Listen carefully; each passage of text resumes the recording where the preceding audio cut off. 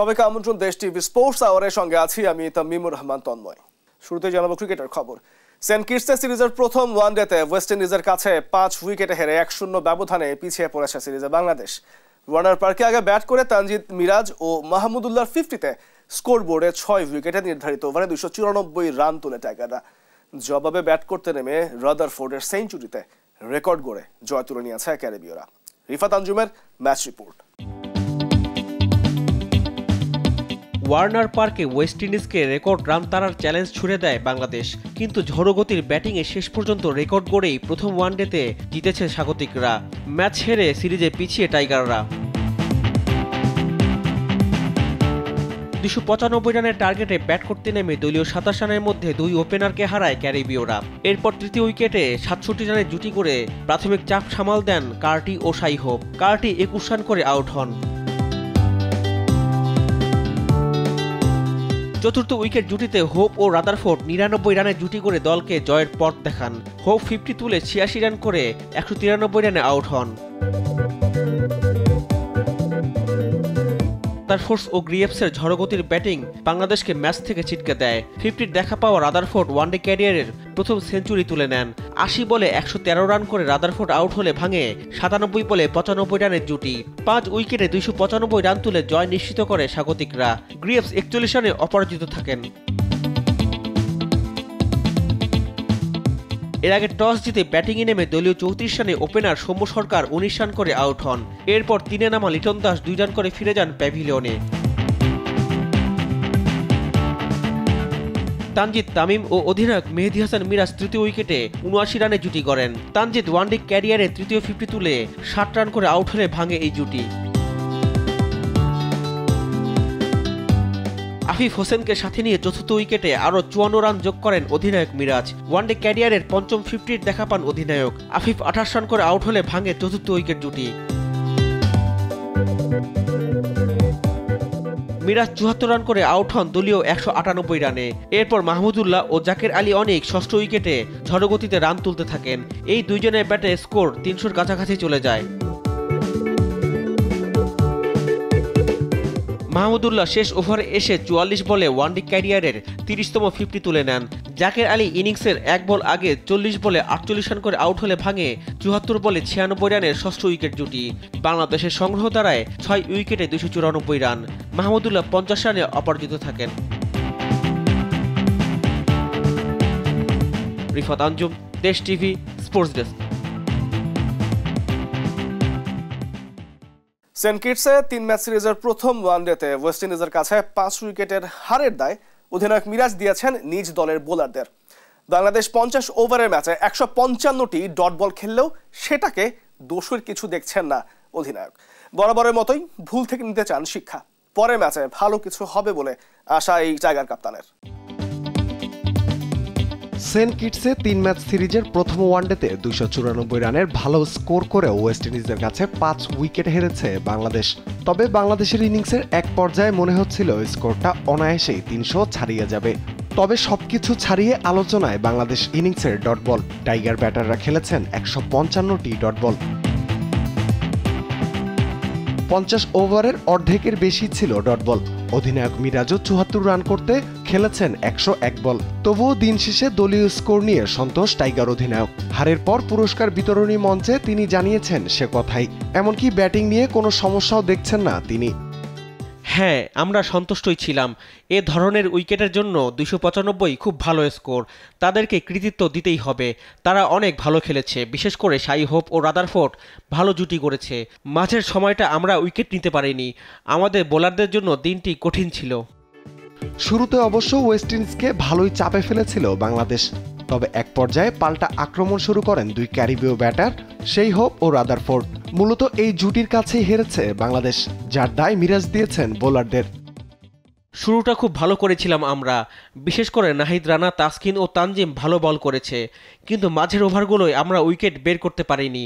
তবে এ ধরনের উইকেটে এমন কিছু হতেই পারে। উইকেট খুব ভালো এবং অবশ্যই ওদেরকে কৃতিত্ব দিতেই হবে। বরাবরের মতোই ভুল থেকে শিক্ষা নেয়ার কথা বলছেন মিরাজ। পরের ম্যাচে ভালো কিছু করতে হবে বলে আশা টাইগার ক্যাপ্টেনের। অনেক কিছু শিখতে পারি আমরা। আজকে বেশ কিছু ভুল করেছি, পরের ম্যাচে আরও ভালো করায় মনোযোগ দিতে হবে আমাদের। এখনও 2 ম্যাচ বাকি আছে, জয়ের জন্য পরিকল্পনা করতে হবে আমাদের। আমি এখনও মনে করি আমাদের ভালো সুযোগ আছে।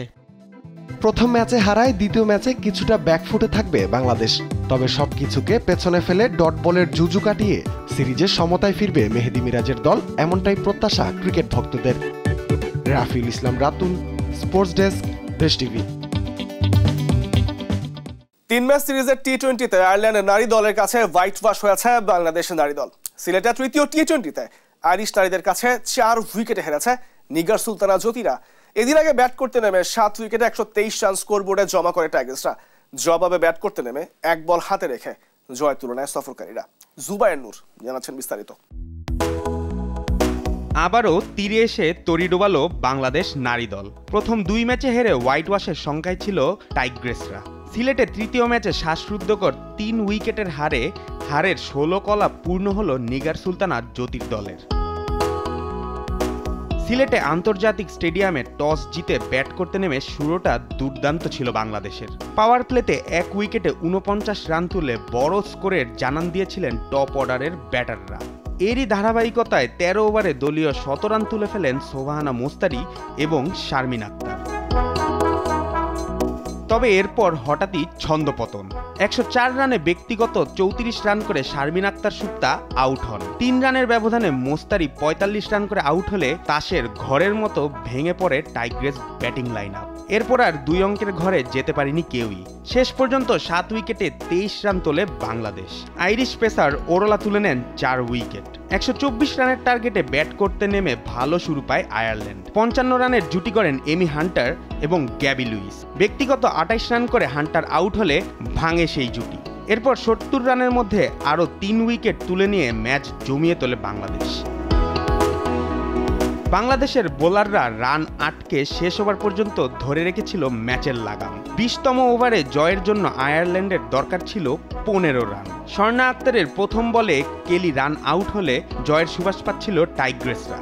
দ্বিতীয় বলে 2 রান নিয়ে শেষ 4 ওভারে সমীকরণ দাঁড়ায় 12 রানে। তবে তৃতীয়, চতুর্থ এবং পঞ্চম বলে টানা 3-4 মেরে আইরিশদের শ্বাসরুদ্ধকর জয় এনে দেন লরা ডেলানি। ওয়ানডেতে আইরিশদের হোয়াইট ওয়াশ করার পর এবার মুদ্রার উল্টাপিটো দেখল নিগার সুলতানা জ্যোতির দল। জুবায়ের নূর, স্পোর্টস ডেস্ক, দেশ টিভি। বাংলাদেশের প্রথম ক্রিকেটার হিসেবে আন্তর্জাতিক ক্রিকেটে 200 ছক্কা মারার রেকর্ড গড়লেন মাহমুদুল্লাহ রিয়াদ। রোববার ওয়েস্ট ইন্ডিজের বিপক্ষে মাঠে নামার আগে মাহমুদুল্লাহর ছক্কা ছিল 197টি। এই ম্যাচে 44 বলে 50 রানের ইনিংস খেলার পথে তিনি ছক্কা মেরে 200 ছক্কার মাইলফলক স্পর্শ করেন। মাহমুদুল্লাহ এখন পর্যন্ত টেস্টে 24টি, ওয়ানডেতে 99টি এবং টি-20তে ছক্কা হাঁকিয়েছেন 77টি। 3 সংস্করণ মিলিয়ে 430 ইনিংসে খেলে 200 ছক্কা মেরেছেন মাহমুদুল্লাহ। 188 ছক্কা নিয়ে তালিকার 2-এ আছেন তামিম ইকবাল। 3-এ থাকা মুশফিক মেরেছেন 173টি, আর 135 এবং 119 ছক্কা নিয়ে এই তালিকায় সেরা 5-এ আছেন সাকিব আল হাসান এবং লিটন কুমার দাস। অনূর্ধ্ব-19 এশিয়া কাপের শিরোপা জয়ের পর আজ রাতে দেশে ফিরবে বাংলাদেশ দল। রাত 11টার দিকে ঢাকায় পৌঁছানোর কথা রয়েছে টাইগার যুবাদের। রবিবার এশিয়া কাপের ফাইনালে ভারতকে হারিয়ে টানা দ্বিতীয়বারের মতো এশিয়া কাপের শিরোপা ঘরে তোলে আজিজুল হাকিমের দল। ভারতকে 59 রানের বড় ব্যবধানে হারিয়েছে বাংলার যুবারা। বর্তমান চ্যাম্পিয়ন হিসেবে খেলতে যাওয়া বাংলাদেশের সামনে চ্যালেঞ্জ ছিল বেশি। দলের অধিনায়ক জানিয়েছেন তাদের মধ্যে চ্যাম্পিয়ন হওয়ার আত্মবিশ্বাস ছিল বেশি, আর টিম বন্ডিং ভালো হওয়ায় সেরা পারফরমেন্সটাও করতে পেরেছে তারা ম্যাচে। এই সাফল্য ধরে রাখার কথাও জানিয়েছেন অধিনায়ক ম্যাচ শেষে। আগামী 11 ডিসেম্বর শুরু হতে যাচ্ছে এনসিএল টি-20। আইসিসি থেকে 5ম শ্রেণীর ক্রিকেট হিসেবেও স্বীকৃতি পেয়েছে এই টুর্নামেন্টটি। এনসিএল টি-20তে খেলতে যাচ্ছেন আজিজুল হাকিম তামিম। সবশেষ যুব এশিয়া কাপ জয়ী বাংলাদেশ দলের এই অধিনায়ক এনসিএল টি-20তে খেলবেন খুলনা বিভাগের হয়ে। বিষয়টি নিশ্চিত করেছেন দলটির সহকারী কোচ সৈয়দ রাসেল। 11 ডিসেম্বর শুরু হতে যাওয়া এই টুর্নামেন্ট 23 ডিসেম্বর ফাইনালের মধ্যে দিয়ে পর্দা নামবে। গ্রুপ পর্বের ম্যাচগুলো অনুষ্ঠিত হবে সিলেট আন্তর্জাতিক স্টেডিয়ামে। বিপিএল এর ড্রেস রিহার্সাল হিসেবেই এই টুর্নামেন্টকে দেখছে বিসিবি। দেশি ক্রিকেটারদের প্রস্তুতির জন্যই এই আয়োজন ক্রিকেট বোর্ডের। বাংলাদেশে এসেছে আইসিসির চ্যাম্পিয়ন্স ট্রফি। আইসিসির উদ্যোগে চ্যাম্পিয়ন্স ট্রফি ভ্রমণের অংশ হিসেবে বাংলাদেশে আনা হয়েছে এই শিরোপাটি। অংশগ্রহণকারী বেশ কয়েকটি দেশেই যাবে এই ট্রফি এবার ঘুরতে। তারই অংশ হিসেবে 9 থেকে 13 ডিসেম্বর বাংলাদেশে থাকবে এই ট্রফিটি। বিস্তারিত জানবো রিপোর্টে। আন্তর্জাতিক ক্রিকেটের অন্যতম প্রতিদ্বন্দ্বিতামূলক আসর চ্যাম্পিয়ন্স ট্রফি 2025 অনুষ্ঠিত হতে যাচ্ছে পাকিস্তানে। তবে মূল টুর্নামেন্টের আগে আইসিসির উদ্যোগে চ্যাম্পিয়ন্স ট্রফি ঘুরে বেড়াবে কয়েকটি দেশ, যার মধ্যে রয়েছে বাংলাদেশের নাম। সেই ধারাবাহিকতায় সোমবার দুপুরে বাংলাদেশে এসেছে চ্যাম্পিয়ন্স ট্রফি। কক্সবাজার ও ঢাকায় জনসাধারণের জন্য উন্মুক্ত থাকবে ট্রফিটি। শেষবার চ্যাম্পিয়ন্স ট্রফি অনুষ্ঠিত হয় 2017 সালে। সেই আসরে চ্যাম্পিয়ন হয় পাকিস্তান। এরপর প্রায় 8 বছর কেটে গেলেও মাঠে গড়ায়নি টুর্নামেন্টটি। ভারত পাকিস্তানের নানা কূটনৈতিক জটিলতার মুখে পড়তে হয় টুর্নামেন্টটিকে।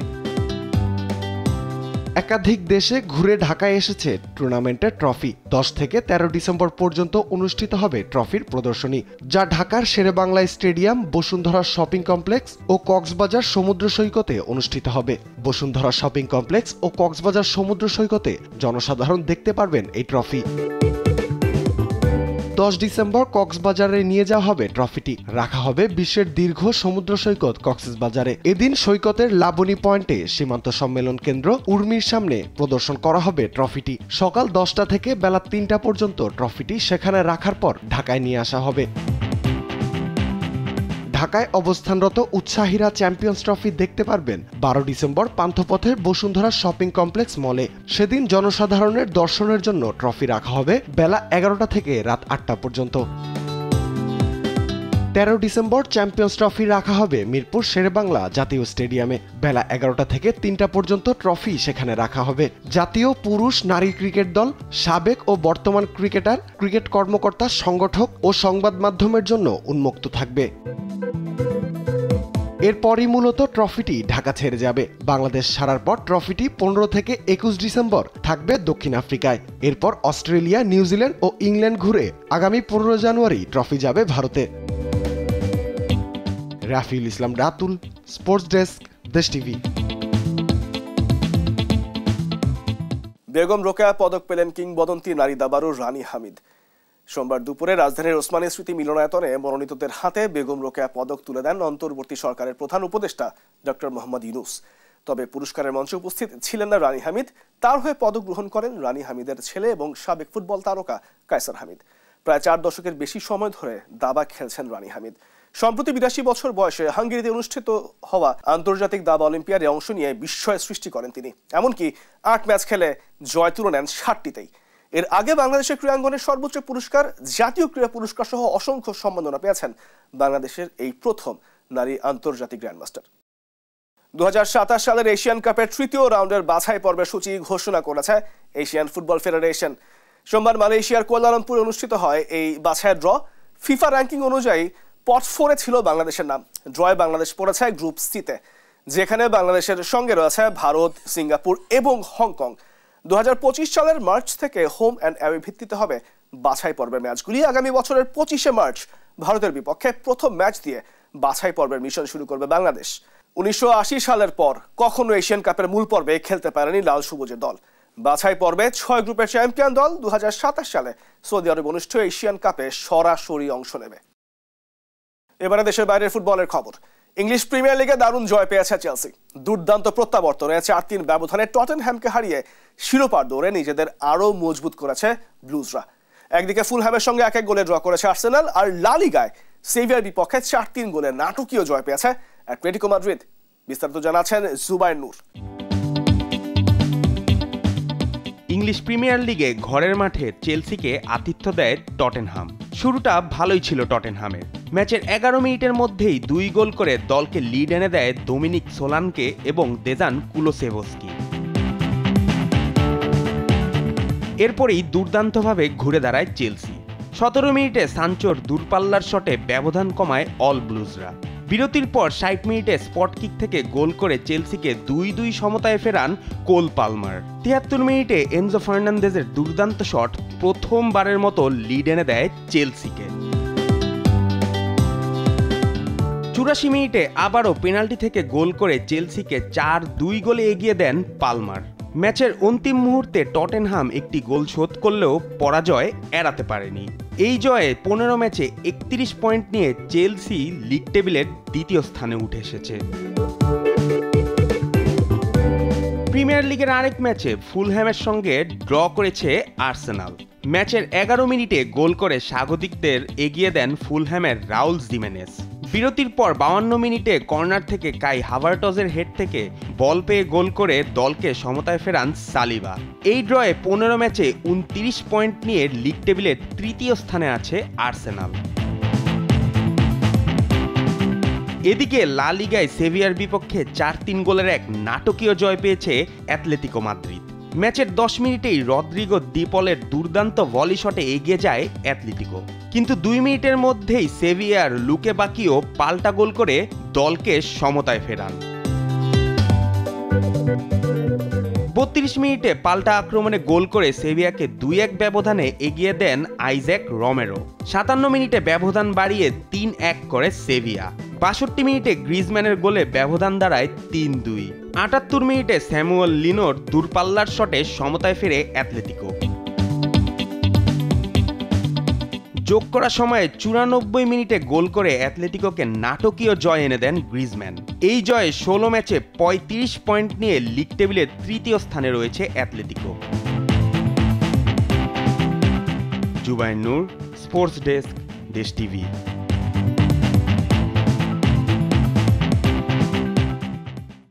জার্মান কিংবদন্তি ফ্রেঞ্চ বেকেনবাউয়ারের জার্সিকে অবসরে পাঠিয়েছে বায়ার্ন মিউনিখ। চলতি বছরের 7 জানুয়ারি 78 বছর বয়সে মারা যান ফ্রেঞ্চ বেকেনবাউয়ার। জার্মানির ফুটবল ইতিহাসের অন্যতম সেরা বিবেচনা করা হয় এই ডিফেন্ডারকে। ক্লাব ক্যারিয়ারে বায়ার্ন মিউনিখের হয়ে খেলেছেন তিনি। তার হাত ধরেই বাভারিয়ানরা ক্লাবটি ইউরোপের অন্যতম পরাশক্তি হয়ে উঠেছিল। অবসরের পর বায়ার্নের কোচ এবং সভাপতি হিসেবেও দায়িত্ব পালন করেছিলেন এই জার্মান কিংবদন্তি। তাই বেকেনবাউয়ারের প্রতি শ্রদ্ধা জানাতে তার পরা 5 নম্বর জার্সিকে চিরদিনের জন্য অবসরে পাঠিয়েছে বায়ার্ন। দর্শক উপস্থিতির দিক থেকে গত মৌসুমে ইংলিশ প্রিমিয়ার লিগের পরই অবস্থান মেজর লিগ সকারের। ফুটবলের পরিসংখ্যান ভিত্তিক প্রতিষ্ঠান অপটার এক বিশ্লেষণে এই তথ্য উঠে এসেছে। ইংলিশ প্রিমিয়ার লিগে গত মৌসুমে দর্শক উপস্থিত ছিল 1,46,00,000। অন্যদিকে MLS এর খেলা দেখেছে 1,21,00,000 দর্শক। মেজর লিগ সকার পেছনে ফেলেছে লা লিগা, ইতালিয়ান সিরিয়া, জার্মানের বুন্দেসলিগা এবং ফ্রেঞ্চ লিগ 1কেও। 2023 সালে লিওনেল মেসি ইন্টার মায়ামিতে যোগ দেওয়ার পরই বদলে যায় যুক্তরাষ্ট্রের ফুটবলের চালচিত্র। আগে যেখানে স্টেডিয়ামের বেশিরভাগ সিট ফাঁকাই থাকতো, এখন সেখানে টিকিট পাওয়াই দুষ্কর। দর্শক, দেশ টিভি স্পোর্টস আওয়ারে আজকে এ ছিল আমাদের আয়োজন। এতক্ষণ সঙ্গে থাকবার জন্য ধন্যবাদ সবাইকে।